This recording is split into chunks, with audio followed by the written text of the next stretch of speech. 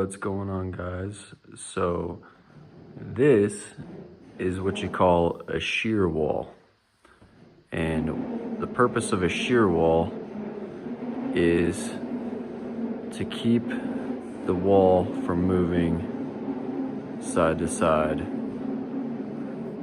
rolling either way.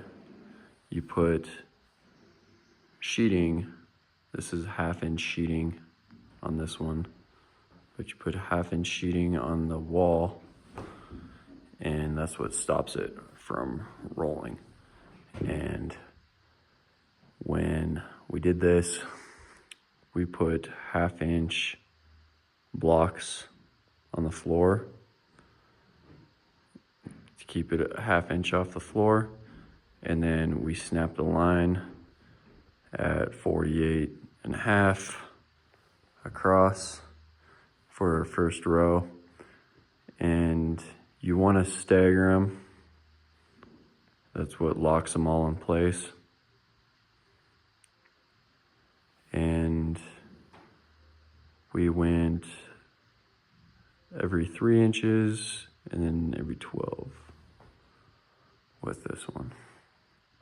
And some of these call for different nail patterns, so you gotta look into that. On the back side of it, we have blocking where the top of the sheets, bottom of the sheets are gonna be.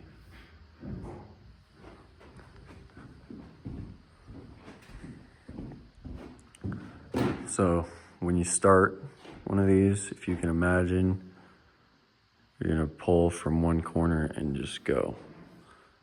And this one pulled from this corner and just went. So you gotta think about it a little bit ahead of time, how you're gonna do it. But this is a shear wall. So if you ever seen one of these, now you know what it is.